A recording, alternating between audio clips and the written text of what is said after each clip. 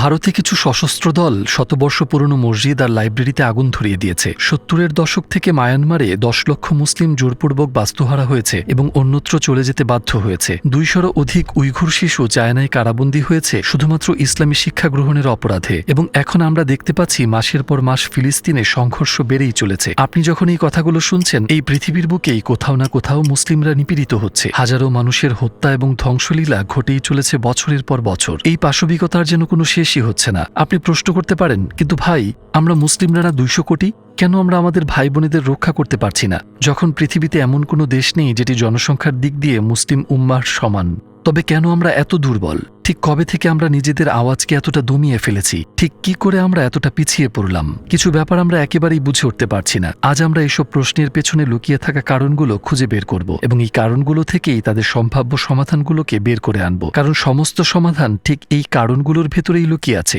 Istanbul বিজয়, পূর্বনাম Constantinople, মানব ইতিহাসের অন্যতম turning point. একটি যুগের সমাপ্তি ঘটিয়ে অন্যটির সূচনা করেছিল এটি, যা ইসলামের ইতিহাসেও সবচেয়ে গুরুত্বপূর্ণ এক মুহূর্ত। বিখ্যাত অটোমান সুলতান মেহমেদ দ্য কনকোয়ারার, যিনি মুহাম্মদ ফাতেহ নামেও পরিচিত, তিনি ভীষণভাবে কনস্টান্টিনোপল জয় করতে চাইতেন। যাই হোক, সেটাকে জয় করার লক্ষ্য একেবারেই সহজ কিছু ছিল না। বহু জাতি ইতোমধ্যেই একাধিকবার চেষ্টা করেছে, কিন্তু কেউই সফল হতে পারেনি। কনস্টান্টিনোপল এমন এক শহর যাদের ছিল দুর্ভেদ্য কিছু দুর্গ আর অসাধারণ প্রতিরক্ষা ব্যবস্থা। এই দুর্গ জয় করতে অভূতপূর্ব কিছু প্রয়োজন, যা আগে কেউ কখনো করেনি, যেমনটা আগে কখনো চেষ্টাই করা হয়নি। এই জয় অর্জনে মূলত যে জ্ঞানের প্রয়োজন তা পৃথিবীর বুকে কোথাও লুকানো ছিল। সেই বিশেষ জ্ঞানের উৎস ছিলেন এক দক্ষ কামান নির্মাতা, অরবান নামক এক হাঙ্গেরিয়ান কামান শিল্পী। তিনি একাধিক ধাতুর মিশ্রণে একটি সংকর ধাতু আবিষ্কার করেন এবং তিনি বুঝতে পারলেন এই ধাতু দিয়ে তিনি ভীষণ শক্তিশালী কামান প্রস্তুত করতে পারবেন। সেই সময়টাতে অরবান জানতে পারলেন মোহাম্মদ ফাতিহ কনস্টান্টিনোপল দখল করতে যাচ্ছেন। তার পরিকল্পনা ছিল এই বিশেষ জ্ঞান বিক্রি করা, কিন্তু সুলতানের কাছে নয়। তিনি প্রথমে গেলেন বাইজেন্টাইন সম্রাটের কাছে। তাকে বললেন, আমি একজন দক্ষ কামান শিল্পী, আমি একটি বিশেষ সংকর ধাতু আবিষ্কার করেছি। এর ফলে কামানের গোলাগুলো অনেক শক্তিশালী হবে ও অনেক দূরের লক্ষ্য ভেদ করবে। এই ধাতু আমি তোমাকে দিতে প্রস্তুত, কারণ আমি শুনেছি যে অটোমানরা এই শহর দখল করতে আসছে। তুমি এটিকে তাদের বিরুদ্ধে কাজে লাগাতে পারবে। বাইজেন্টাইন সম্রাট এসব শুনে ভীষণ খুশি হলেন। তিনি বললেন, এই সংকট প্রস্তুতের ফর্মুলা আমি দেখতে চাই। অরবান বললেন, তুমি যদি আমাকে এই পরিমাণ স্বর্ণ দাও, তাহলে আমি এর কৌশল লেখা কাগজ তোমাকে দিয়ে দিতে পারি। শুনে সম্রাট তাচ্ছিল্যের হাসি হেসে বললেন, তো তুমি বলতে চাও তুমি আমাদের এক টুকরো কাগজ দেবে আর তার বিনিময়ে এতগুলো স্বর্ণমুদ্রা দিতে হবে? সত্যি? তিনি তার সৈন্যদের আদেশ দিলেন, এই লোকটিকে অন্ধকূপে নিক্ষেপ করো। কিছু সময়ের মধ্যেই এই ঘটনার কথা মোহাম্মদ ফাতেহের কানে পৌঁছালো। কিভাবে? কারণ কনস্টান্টিনোপলে তার কিছু গুপ্তচর ছিল। গুপ্তচরেরা তাকে জানালো সেই কামান নির্মাতার পরিণতি। সুলতান উৎসাহী হয়ে বললেন, তাকে অন্ধকূপ থেকে বের করে আনতে যা কিছু প্রয়োজন করো আর তাকে আমার কাছে নিয়ে এসো। তার লোকেরা অরবানকে উদ্ধার করে সুলতানের কাছে নিয়ে এলেন। মোহাম্মদ ফাতেহ তাকে প্রত্যাশার চাইতে দ্বিগুণ পারিশ্রমিক দিলেন এবং সেই ধাতু দিয়ে অনেকগুলো বিশাল এবং বিধ্বংসী কামান তৈরি করলেন। এরপরই শুরু হলো কনস্টান্টিনোপল দখলের যুদ্ধ। সেই সব ভয়ঙ্কর বিধ্বংসী অস্ত্রেই শহরের প্রতিরক্ষা দেওয়ালে বিরাট ফাটল এবং গর্ত তৈরি হলো, আর সবশেষে তিনি শহরটি দখল করে নিলেন। শুধু চিন্তা করে দেখুন, যে অর্জন বিগত কয়েক শতাব্দীতে সম্ভব হয়নি, কেবলমাত্র এই অস্ত্রের জোরে সেটা অবশেষে অর্জন সম্ভব হলো। এখন ঠিক বিপরীত চিত্রটি কল্পনা করা যাক। যদি বাইজেন্টাইন সম্রাট শুরুতেই কামান নির্মাতাকে বলতেন, ঠিক আছে, এই স্বর্ণমুদ্রাগুলো নাও আর অস্ত্রটি প্রস্তুত করো, ফলাফল কিন্তু একেবারেই ভিন্ন হতে পারত। আপনি কি জ্ঞান, প্রচেষ্টা আর সংগ্রামের মূল্য বুঝতে পারছেন? ওই কাগজের টুকরার লেখাগুলোকে সামান্য মনে হলেও এর মূল্য বুঝলে অপরপক্ষকে জয় আর শাসন করার ক্ষমতা পেয়ে যাবেন। আপনি কি জানেন, যাকে আমরা মেধা পাচার বলি সেটা নতুন কিছু নয়? মুহাম্মদ ফাতেহ তার সময়ে সর্বোচ্চ চেষ্টা করেছিলেন মেধাবী এবং জ্ঞানী লোকদের ইস্তাম্বুলে জড়ো করতে। তিনি তাদের উপহার উপঢৌকন পাঠিয়ে আমন্ত্রণ জানাতেন। উদাহরণস্বরূপ আলী কুশজি, এক প্রতিভাবান জ্যোতির্বিদ এবং গণিত বিশারদ। সুলতান তাকে নিজের দেশে আনতে প্রচুর অর্থ ব্যয় করেছিলেন। তাকে আত্মীয় পরিজন সহ আমন্ত্রণ জানান এবং প্রতি শহর পরিভ্রমণের জন্য 1000 স্বর্ণমুদ্রা প্রদান করেন। চলুন আরেক যুগে ফিরে যাই। আপনি কখনো আন্দালুসের উমাইয়াদ রাজ্যের কথা শুনেছেন? এটা এমন এক রাজ্য যা কিনা জ্ঞান বিজ্ঞানের দিক দিয়ে ছিল সবচেয়ে উঁচুতে। বিখ্যাত পদার্থবিজ্ঞানী পিয়ার কুরি বলেন, মুসলিম আন্দালুসিয়া থেকে মাত্র 30টি বই উদ্ধার হয়ে আমাদের হাতে এসেছিল। সেগুলোর সাহায্যে পরমাণু পর্যন্ত দ্বিখণ্ডিত করতে সক্ষম হয়েছি। বাকি বইগুলো মুঘলদের আক্রমণে ধ্বংস হয়ে গিয়েছিল। পিয়ার কুরি আরও বলেন, যদি পড়ে যাওয়া 10 লক্ষ বইয়ের অর্ধেকও বেঁচে যেত, হয়তো এতদিনে আমরা মহাকাশের গ্যালাক্সিগুলোতে ঘুরে বেড়াতাম। আপনি কখনো ইবনে সিনার কথা শুনেছেন, যিনি আবিসিনা নামেও পরিচিত? তাকে চিকিৎসকদের গুরু বলা হয়। তার বইগুলো ইউরোপে প্রায় 600 বছর ধরে পাঠ্যপুস্তক হিসেবে পড়ানো হয়েছিল। জাবির ইবনে হায়ানের দিকে লক্ষ্য করি, তাকে বলা হয় রসায়নের প্রতিষ্ঠাতা। এরপর আরও আছেন আল জাহরাবি, যাকে সার্জারির জনক গণ্য করা হয়। এরকম আরও অসংখ্য নাম রয়েছে। যখন জ্ঞান আমাদের হাতের মুঠোয় ছিল, আমরা মুসলিম ছিলাম কর্তৃত্বে, ছিলাম পথ প্রদর্শক। এমন চিত্র আমরা দেখতে পেয়েছি আন্দালুসিয়ান উমাইয়াদ রাজ্যের সময়ে, দেখেছি অটোমান সাম্রাজ্যের সূচনার সময় সহ বেশ কিছু কালে। মনে করে দেখুন রাসূল সাল্লাল্লাহু আলাইহি ওয়াসাল্লামের সময়কাল, খন্দকের যুদ্ধের সময়ে সালমান আল ফার্সি একটি পরামর্শ দেন, শুধুমাত্র কয়েকটি বাক্য আর মুসলিমরা খন্দক খনন করতে শুরু করলেন। এই কারণেই যুদ্ধের চিত্রপট নাটকীয়ভাবে পাল্টে গেল। এমন আরো অনেক উদাহরণ আমাদের সামনে রয়েছে। একদিকে একজন মুসলিম বেছে নিতে পারেন একজন দক্ষ ও জ্ঞানী ব্যক্তিত্ব হিসেবে গড়ে ওঠার পথ, অথবা তিনিই হতে পারেন এমন একজন যে কখনো আত্ম উন্নয়নের বা কিছু শেখার চেষ্টা করেনি, যে শুধু খায়, পান করে, ঘুমায় এবং শুধু আনন্দের জন্য বাঁচে।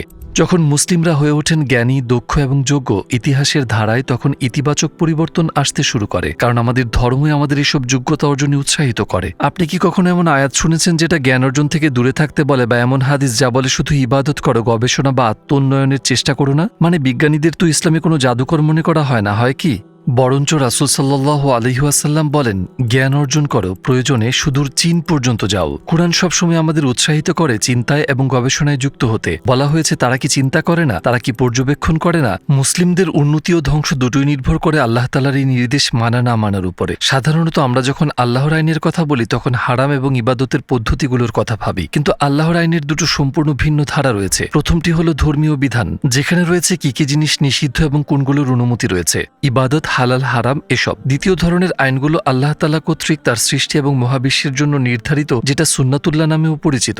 প্রথম ধরনের নিয়ম আমরা মেনে চলছি কিনা তার ফল এবং পরিণাম আমরা মৃত্যুর পর ভোগ করি, কিন্তু আল্লাহর দ্বিতীয় ধারার আইন মেনে না চলার ফল মানুষ এই পৃথিবীতেই ভোগ করে, আর উপকারী জ্ঞানকে তার প্রাপ্য সম্মান দেওয়া সেই আইনগুলোর মধ্যে একটি।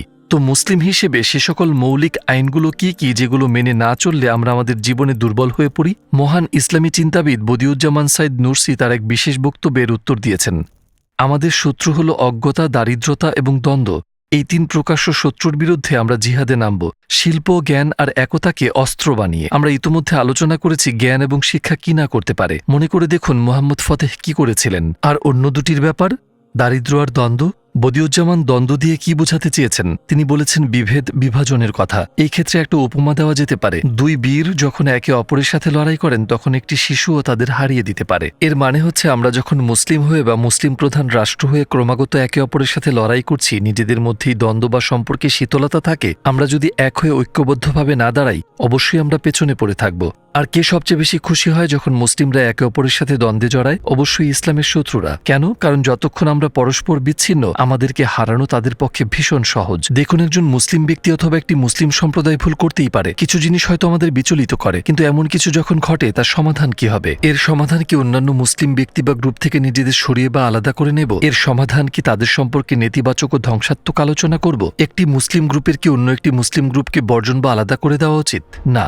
আপনি কি জানেন এমনকি বেদুইনরাও, যারা প্রাচীন আরবের মরুবাসী মানুষ, তারাও এমনটা করত না। কথিত আছে তৎকালীন দুটি বেদুইন সম্প্রদায় ছিল যারা নিজেদের একে অপরের শত্রু মনে করত। তারা প্রায়ই যুদ্ধে জড়াত, কিন্তু বাইরের বড় শত্রু এসে তাদের আক্রমণ করলে নিজেদের মধ্যে শান্তি ও ঐক্য এনে তারা শত্রুর বিরুদ্ধে লড়ত। অন্য কথায় বলতে গেলে আমাদের নিজেদের ভেতরকার কলহে এবং শত্রুতায় আমরা নিজেদের দুর্বল করে ফেলছি। এই সময়ে অনেক মানুষ ইসলামকে আক্রমণ করছে, মুসলিমেরা ক্রমাগত হারামের জালে জর্জরিত, বিভিন্ন দেশ জড়িত এর পেছনে। মিডিয়াতে ইসলাম বিরোধী পোস্ট, সোশ্যাল মিডিয়ায় ক্ষতিকর কন্টেন্ট, আরও অনেক কিছু। এখন অসংখ্য শত্রু চারপাশে। অন্য যে কোনো সময়ের তুলনায় একতা এখন বেশি জরুরি। সেই সময়ে এই বিভাজন কতটুকু যুক্তিযুক্ত? তো এই বৃহত্তর উদ্দেশ্যটি দেখতে না পাওয়ার অক্ষমতা, এই হুমকিগুলো সম্পর্কে উদাসীনতা, অন্যভাবে বললে শিক্ষার অভাব আমাদেরকে বিভাজনে ঠেলে দেয়। অর্থাৎ বদিউজ্জামানের বক্তব্যের প্রথম উপাদানটি আমাদেরকে দ্বিতীয়টির দিকে ইঙ্গিত দেয়, দ্বন্দ্ব, বিভাজন। তো তখন কি ঘটে? যখন দ্বন্দ্ব আর শিক্ষার অভাব দুটি উপাদানই একত্র হয়, তৃতীয় উপাদানটির জন্ম হয়, দারিদ্রতা। কখনো ভেবে দেখেছেন পৃথিবীর বিখ্যাত ব্র্যান্ডগুলোর কয়টি মুসলিম মালিকানাধীন? আমরা এই প্রশ্নের খুব পরিষ্কার একটি উত্তর পাই যখন ইসরায়েলের বিরুদ্ধে বয়কট লিস্ট প্রকাশিত হয়। আমাদের অর্থনৈতিক শক্তি যদি না থাকে, আমরা জোরালো আওয়াজ তুলতেও ব্যর্থ হয়ে যাই। কোনো এক সময় আমি একটি চমৎকার মন্তব্য শুনেছিলাম। মধ্যপ্রাচ্যকে পর্যবেক্ষণকারী এক গবেষক বলেন, আমি দেখেছি যে যেখানেই দারিদ্রতা সর্বোচ্চ, সেখানে স্বয়ংক্রিয়ভাবে অপরাধ প্রবণতা সমানুপাতিক হারে বাড়তে থাকে। তো তিনি অপরাধ প্রবণতা দিয়ে কি বুঝিয়েছেন? হত্যা, চুরি, ঠকবাজি ইত্যাদি। যে দেশ যত দরিদ্র, তার অপরাধ প্রবণতার হার তত বেশি, কারণ কেউই আসলে অপরাধ করার ইচ্ছা নিয়ে নিয়ে জন্মায় না। আপনার অর্থনৈতিক অবস্থা ভালো হলে চুরি করার কোনো প্রয়োজনই নেই। আপনার টাকা পয়সা এবং সম্পদ আপনার এমনিতেই আছে। মূলত এই সমস্যাগুলো শুরুই হয় অর্থনৈতিক কারণগুলো থেকে। আপনি সচ্ছল হলে যে কোনো সমস্যা সহজেই সমাধান করে নিতে পারবেন। যদি সঙ্গতি না থাকে, বিশেষ করে ধর্মীয় জ্ঞান দুর্বল হলে স্বাভাবিকভাবেই মানুষ সহিংসতা এবং অপরাধের দিকে ঝুঁকে পড়ে। অবশ্যই এটা বলার অপেক্ষা রাখে না যে দারিদ্রতা থেকে জন্ম নেয় নিম্নমানের শিক্ষা, যা পরবর্তীতে নিয়ে যায় বিভাজনের দিকে। তো অজ্ঞতা, দারিদ্রতা এবং বিভাজন একটি অন্যটির সূচনা ঘটায়, আবার তাদের বিপরীতগুলো একটি অপরটির সূচনা ঘটায়। অর্থাৎ যদি একটি ইমপ্রুভ হয়, বাকি দুটিরও ইমপ্রুভ হওয়া শুরু করে। এ পর্যায়ে আমরা বুঝতে পারছি যে বদিউজ্জামানের পর্যবেক্ষণ কি আশ্চর্য রকমের নির্ভুল। কারণ ঠিক এই তিনটি জিনিসই কিন্তু আমাদের পিছিয়ে রেখেছে। কিন্তু এই ঘটনাচক্রের পরিবর্তন ঘটানো কি সম্ভব? আমরা সবাই ইসলামের সেই গৌরবময় দিনগুলোতে ফিরে যেতে চাই, তাই না? যখন মুসলিমরা ছিল ক্ষমতাশালী ও উন্নতির শিখরে, সেই দিনগুলোতে যখন মুসলিম শাসিত সমাজে কোনো অত্যাচারের স্থান ছিল না, তারা মুসলিম হোক বা না হোক। আপনি হয়তো প্রশ্ন করবেন, এটা কি আসলেই সম্ভব? প্রিয় ভাই ও বোনেরা, পাতাঝরা শীতের দিনগুলোতে বসন্তের কথা ভুলে যাবেন না। মনে রাখবেন, গাছের পাতা ঝরে যাওয়ার মানে এই নয় যে সেটি শিকড় থেকে একেবারে মরে গেছে। এর পেছনের কারণ কেবল ঋতু পরিবর্তন। বসন্ত ফিরে এলে গাছে আবার নতুন পাতা গজিয়ে ওঠে, সবুজে ছেয়ে যায় আর ফুলে ফুলে ভরে ওঠে ঠিক আগের মতো। একইভাবে মুসলিম হিসেবে যদি আমরা লড়ে যাই, যথাসাধ্য পরিশ্রম করি, এই শীতের শেষে অবশ্যই বসন্ত ফিরে আসবে। সমস্যা এই নয় যে প্রতিপক্ষ ভীষণ শক্তিশালী, সমস্যা হলো আমাদের অবহেলা আর যত্নের অভাব। আল্লাহর দেওয়া ধর্মকে শক্ত করে আঁকড়ে ধরার বদলে আমরা এর থেকে ক্রমেই দূর থেকে আরও দূরে সরে যাচ্ছি। তাই অন্ধকার নেমে এসেছে বলে রাত ঘনিয়ে আসেনি, বরং সূর্য ডুবে গেছে বলেই রাত নেমেছে। ইসলাম হলো সেই সূর্য, আর যারা ইসলামের শত্রু তারা হলো সেই আধার। শুধু আমাদের অতীত আর বর্তমানকে মিলিয়ে দেখুন, সময়ের সাথে ইসলামের ভালো দিকগুলো তারা আমাদের থেকে নিয়ে গেছে, আর তাদের সব খারাপটুকু আমরা নিয়ে নিয়েছি। ইসরায়েল, মিয়ানমার, ভারত তাদের নিজেদের প্রচেষ্টায় অত্যাচার করার মতো শক্তিশালী হয়নি। আমাদের অলসতার কারণে তারা সেই অবস্থানে পৌঁছেছে। কারণ আমাদের ভেতর অনেকেই নিজের 5 ওয়াক্ত নামাজ নিয়েই উদাসীন। কারণ আমরা ঘন্টার পর ঘন্টা ইন্টারনেটের অন্তঃসারশূন্য কন্টেন্ট দেখে নষ্ট করি। কারণ আমাদের লাইফের কোনো উদ্দেশ্য নেই ইসলামের ভবিষ্যৎ নিয়ে কোনো চিন্তা। আমরা ইসরায়েল সমর্থনকারী কোম্পানিগুলোকে বয়কট করি, রাইট? সেটা অবশ্যই ভালো, কিন্তু আমরা নিজেদের নফসকে কেন বয়কট করতে পারি না? আমাদের জাগতিক আরাম আয়েশকেই বা কেন নয়? শয়তান সর্বক্ষণ চেষ্টা করে যাচ্ছে আপনাকে আল্লাহর দিন এবং মুসলিম উম্মার জন্য লড়াই থেকে দূরে রাখতে। বিভিন্ন পন্থায় সে আপনাকে বিভ্রান্ত করছে। সে আপনাকে অলস বানাতে চাইছে, আপনার জীবনকে লক্ষ্য আর উদ্দেশ্যহীন করে দিতে চাইছে। কোনো রকমের চেষ্টার দরকার নেই, গড়িমসি করা, নানা রকম টালবাহানা, অজুহাত, সবকিছুই। তো আমরা এসব কিছুকে বর্জন করছি না কেন?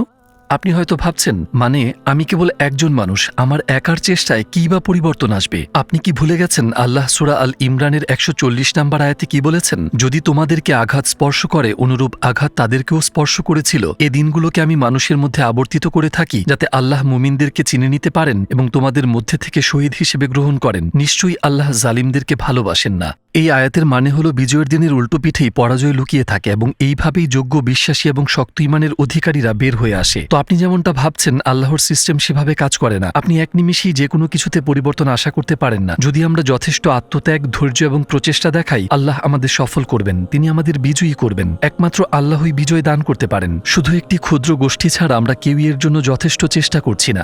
যখন প্রতি রাতে আপনি বালিশে মাথা রাখেন, আপনার বলতে পারা উচিত, আলহামদুলিল্লাহ, আজ আমি ইসলামের সেবায় এই কাজটি করেছি। আপনার এই বলে দোয়া করা উচিত যে, হে আল্লাহ, আমার আজকের দিনের চাইতে আগামী দিনকে আরো উত্তম করে দাও। আপনার রব কি বলেননি যে, আউযু বিল্লাহ, কুল মা ইয়াবাউ বিকুম রাব্বি লাউলা দুআউকুম?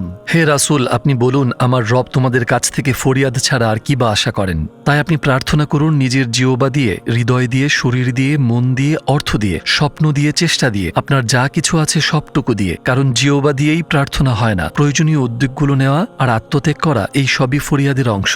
যদি আপনি ইসলামের জন্য কোনো উদ্যোগ না নেন, ইসরায়েল ফিলিস্তিনে আরও একটি শিশুকে হত্যা করবে, ভারতে আরও একটি মসজিদে আগুন জ্বলবে, মিয়ানমারে আরও এক মুসলিম নিজের বাড়ি ছাড়া হবে। যদি আপনি কোনো উদ্যোগ না নেন, পূর্ব তুর্কিস্তানে আরও এক মুসলিম নারী নিজের হিজাব খুলতে বাধ্য হবে। আমাদের সবচেয়ে বড় শত্রুগুলোকে ভুলে যাবেন না, অজ্ঞতা, দারিদ্রতা আর বিভাজন। আমরা শক্ত হাতে নিজেদের দিনকে আঁকড়ে ধরব আর এইসবের বিরুদ্ধে রুখে দাঁড়াবো। মনে প্রশ্ন জাগছে, কোথা থেকে শুরু করব, কিভাবে নেব প্রথম পদক্ষেপ? কিন্তু সত্যি বলতে আমরা ইতিমধ্যে সেটি নিয়ে ফেলেছি। কারণ প্রথম পদক্ষেপে ছিল এই প্রশ্নগুলো তোলা, আর আপনি সেটি করে ফেলেছেন। এটি বিজয়ের পথে এক বড় অর্জন। তারপর দ্বিতীয় ধাপ হলো একটি লক্ষ্য স্থির করা। যদি যদি নিজের জন্য একটি লক্ষ্য স্থির না করেন, আপনি যে কোনো কাজে যতই আগ্রহী বা উৎসাহী হন না কেন, এই উৎসাহ, এই অনুপ্রেরণা কেবল এক সপ্তাহ টিকবে। আপনার কি কোনো প্রিয় টপিক আছে? তাহলে তাতে সেরা হওয়ার চেষ্টা করুন। চেষ্টা করুন সে বিষয়ে একজন মুসলিমের আইডল হয়ে উঠতে। আপনার কি কোনো বিষয়ে প্রতিভা আছে? চেষ্টা করুন সেটাকে ইসলামের পথে ব্যবহার করতে। আপনার কি সন্তান আছে? তাদের ইসলামকে ভালোবাসতে শেখান, দিনের শিক্ষা দিন। কোনো অমুসলিম বন্ধু, সহকর্মী, সহপাঠী বা প্রতিবেশী আছেন, অথবা এমন কোনো মুসলিম আশেপাশে আছে যারা দিনের চর্চা করে না? নিজের দিনকে সর্বোত্তম উপায়ে শিখুন, চর্চা করুন। আপনার বডি ল্যাঙ্গুয়েজ, আপনার ব্যক্তিত্বের ধরন, আপনার সমগ্র জীবন যেন বাইরে ইসলামের প্রতিনিধিত্ব করে। যেমন ইসলামকে আরো ভালোভাবে শেখাটা যেন আপনার লক্ষ্য হয়। আপনি যদি আপনার ইসলামিক জ্ঞানকে খুব অল্প সময়ে সমৃদ্ধ করতে চান, আমাদের এই পর্যন্ত বানানো ভিডিও সিরিজগুলো দেখতে পারেন।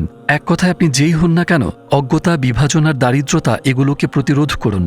আর যখন সময় হবে, ইসলামের মূল হিরোদের, যারা ইতিহাসের পট পরিবর্তন করবে, তাদের উঠে আসতে দিন। তাদের পেছনে এক বিশাল জমায়েত জড়ো হতে দিন, যারা ইসলামকে ভালোবাসে, তাকে রক্ষা করে এবং যারা নেককারদের মধ্যে অন্যতম। এই ভিডিওটি একটি ছোট গল্প দিয়ে শেষ করা যাক। আজকের সব কথার সারাংশ এই গল্পে আছে। গল্পটি প্রজন্ম থেকে প্রজন্ম চলে আসছে। বহু বছর আগের কথা। একজন কাঠমিস্ত্রি ছিলেন, যিনি ভীষণ সুন্দর মিম্বর তৈরি করতেন। তার বানানো মিম্বরের সৌন্দর্য এতই খ্যাতি লাভ করে যে সমগ্র অঞ্চলে তার নাম ছড়িয়ে পড়ে। আর তার তৈরি সেই শিল্প এতই চমৎকার ছিল যে অনেক মানুষই সেটি কেনার ইচ্ছা প্রকাশ করলেন। কিন্তু সেই কাঠমিস্ত্রি সেসব বিক্রি করতে অসম্মতি জানিয়ে বলল, এই মিম্বর আমি মসজিদ আল আকসার জন্য বানিয়েছি। কিন্তু সেই সময়ে জেরুজালেম ছিল ক্রুসেডারদের অধীনে, আর তারা ছিল ভীষণ শক্তিশালী। তার এই উত্তর শুনে লোকেরা বলল, তুমি স্বপ্ন দেখছো, এটা তুমি মসজিদ আল আকসায় কি করে রাখবে, যখন জেরুজালেমই ক্রুসেডারদের নিয়ন্ত্রণে? সেই কাঠমিস্ত্রি বললেন, আমি একজন কাঠের মিস্ত্রি, এই মিম্বর বানানো ছাড়া আমি কি বা করতে পারি? এটাই আমার দায়িত্ব।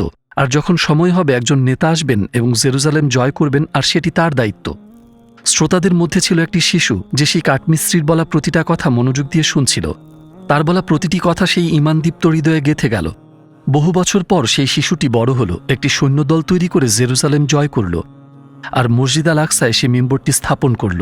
ইতিহাসের পাতায় তিনি সালাউদ্দিন আইয়ুবী নামে পরিচিত।